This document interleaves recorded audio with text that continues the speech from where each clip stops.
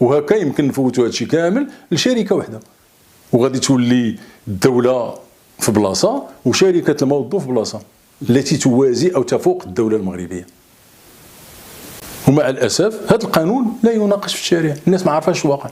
كارثه.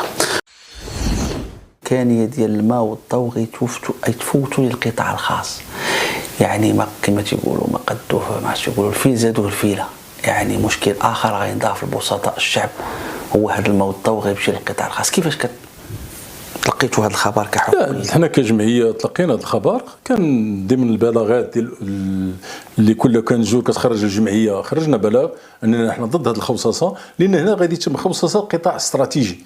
باش كنهضروا على الماء والضوء راه هو اليومي ديالنا، الخصوصه ديالو يعني الدوله غادي تفقد السياده ديالها الطاقيه. معنى اخر اشنو داروا قال لك الماء والضوء هذا غادي نديروا شركات جهويه، وكل شركه في كل جهه هي اللي غادي تكلف بالماء والضوء ديال ديك الجهه.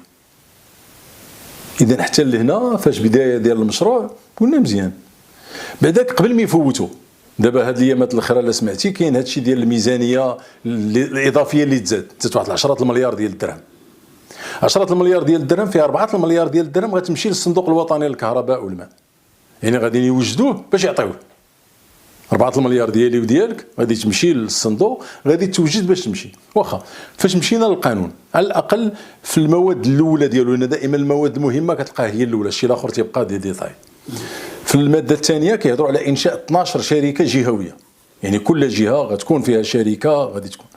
في البند الثالث هنا هو الخطر، هذا هو المشكل الكبير، ان راس المال ديال هذه الشركات غيكون مفتوح على ان قيمه او لا الدوله غتكون عندها 10%، صافي دير 90% يمشي للقطاع الخاص. الوغ كو في الاول فاش كانوا كيناقشوا وفاش كان تيخرجوا للنقاش الاول اللي خرج يقولوا الدوله عندها 51% والقطاع الخاص 49%. فاذا بنا نفاجئ في القانون ماشي هادشي اللي كاين الدوله ولا الجماعات المحليه يلا عندها 10% و90% كامله للقطاع الخاص. حتى لدابا غتقول لي ماشي مشكله. المشكل اللي كاين شنو هي داروا ان هاد الشركات اللي غادي تبقى تسني هاد الشراكه مع الجماعه دايرين لها على انها غادي تكون المده محدده وقابله للتجديد، ولكن ما قالوش شحال هاد المده. ماشي قال لك 5 سنين قابله للتجديد، لا دايرين مده محدده وقابله للتجديد، يمكن يدير 33 عام ولا 90 عام وقابله للتجديد. فاش كنلحق البند الخطير بزاف هو البند الخامس.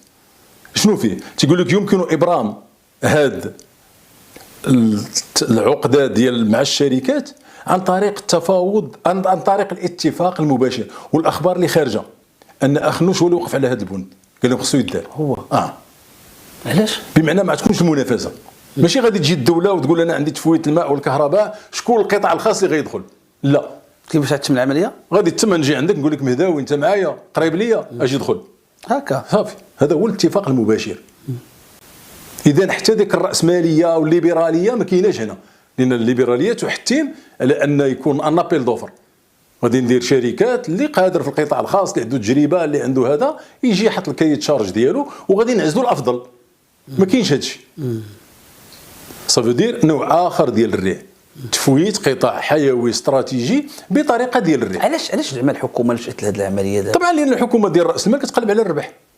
الحكومه مالها؟ الحكومه ديال راس مال ديال لي بلوتوكرات ديال الراسماليين ديال البرجوازيه هذا كتحكم، اذا هي كدير لك يسلكها. ما تفكرش في البساطه. طبعا انا تنقول لك انا على الاقل هذا الشيء مثلا يمكن تجي شركه تقول لك انا غندير استثمار ديال هذا على اساس الثمن ديال الضوء ما غيفوتش هذا السقف، ولا غادي نجي نقول ان بالنسبه للطبقات الفقيره عندهم السقف ديال 100 درهم ما غيفوتوش والاخرين 150 والاخرين غيخلصوا اكثر. لا ما كاينش هادشي. علاش؟ لان هذا داخل في لكي يتشارج باش نربح الصفقه. يعني مثلا انا كنقلب على فحال هذا النوع ديال المشاريع اللي كيدار في الدول اللي كتحترم راسها، كيدار ان ابيل دوفر ولكن افوكاسيون سوسيال، عنده بعد اجتماعي. انني انا غادي نستثمر القد غادي نربح القد ولكن غيستافدوا. لا هادشي ما كاينش.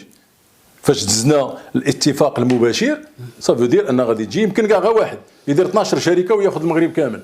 كاينش اللي كيمنعو. ما كاينش المانع. ما كاينش المانع في القانون.